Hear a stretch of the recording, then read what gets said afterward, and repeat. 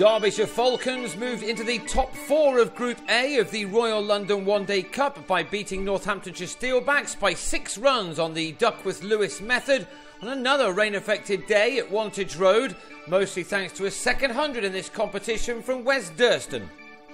Wayne Madsen won the toss and decided to bat first, and just before the rain came down at the start of the 9th over, Durston hit the first 6 of the match off Matt Spriegel.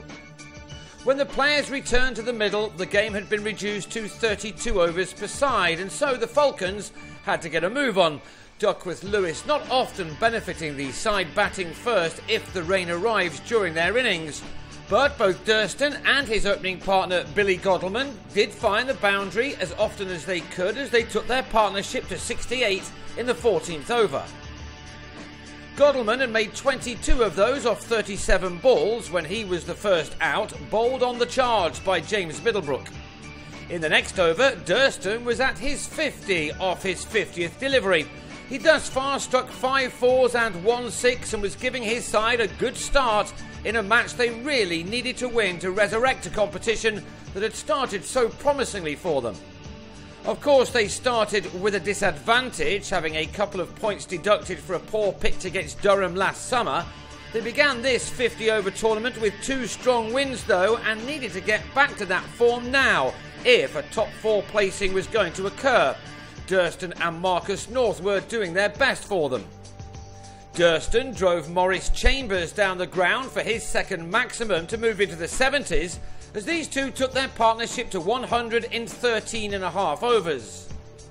North had made a runner ball 43 when he was bowled by Andrew Hall, with a total on 168 for 2 with 5 overs to go. So Durston was now the key man for Derbyshire. He went after Azarullah, this shot bringing him his third 6 to take the batsman on to 99. And next ball, the former Somerset man completed his second 100 in this summer's competition. It was a top knock from the 33-year-old who'd used up only 89 deliveries to get to 3 figures, an innings containing 8 fours and 3 sixes.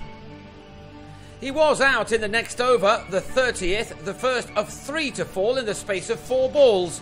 On 108, Durston was taken in the deep by Kyle Kurtzer off Hall, who then completed his over for figures of 3 for 39 from 7 as Madsen holed out to Spriegel at long on just after taking his tally of runs in this competition to 300. Next ball, the penultimate over began with Tom Knight being run out first ball, Hall having the time to take the bails off with ball in hand. And in the last over of the innings, Gareth Cross sent a full toss from Chambers into the hands of Spriegel as Derbyshire had to settle for a score of 211 for 6 from their 32 overs. From the same amount, Northamptonshire were asked to chase down 227 for just a second win from 6, and they lost Kurtzer in the third over as he lobbed a catch to North off Mark Footit.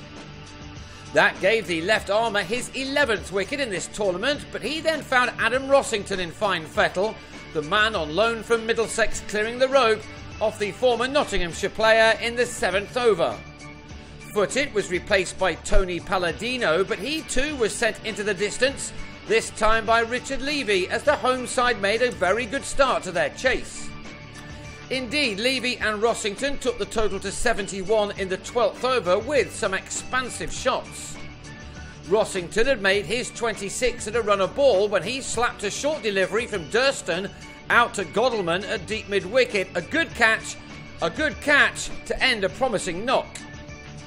Ben Duckett then came and went quickly, trapped in front to his 5th ball, bowled by Palladino, a wicket which left Northamptonshire on 76 for 3 after 13 overs.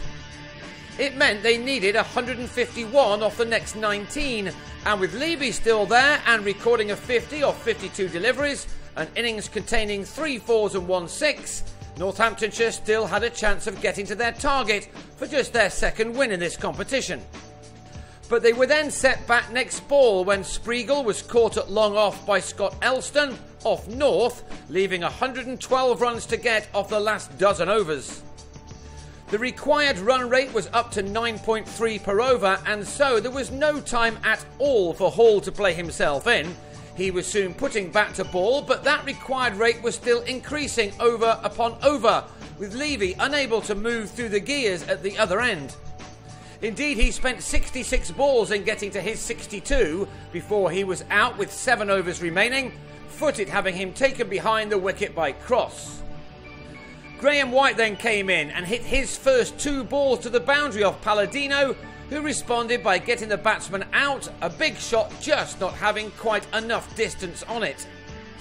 44 were needed off 3 overs when Hall, who'd raced to 43 off 30 balls to give his side an outside chance, was bowled by 20-year-old Ben Cotton, who was making his one-day debut for Derbyshire. And his second wicket came just 3 balls later, as Chambers chipped him out to Elston in from the boundary, as the Steelbacks were left with 41 runs to find off the final 2 overs. That should have been way too many for them. Middlebrook did manage to take 2 fours off 2 balls at the end of the penultimate over, and it was a disastrous one from Footed. It included 2 lots of 5 wides and went for 23. And that meant 18 were wanted off the final over. 5 came off the first 4 balls, and then Middlebrook pulled this delivery from Palladino for a 6, leaving another maximum to get to tie the game. It was a rather unexpected, thrilling finale, ended when Middlebrook was bowled as he looked to go down the ground. It meant that the home side finished on 220 for 9 from their 32 overs, and the celebrations for Derbyshire could begin. It was closer than expected, but they took the game by 6 runs to ensure that they stay on the road to Lords by moving into the top 4 of their group with a couple of games to play. A win over Yorkshire by the Seaside in Scarborough on Wednesday will give them a great chance of qualifying for the quarter-finals.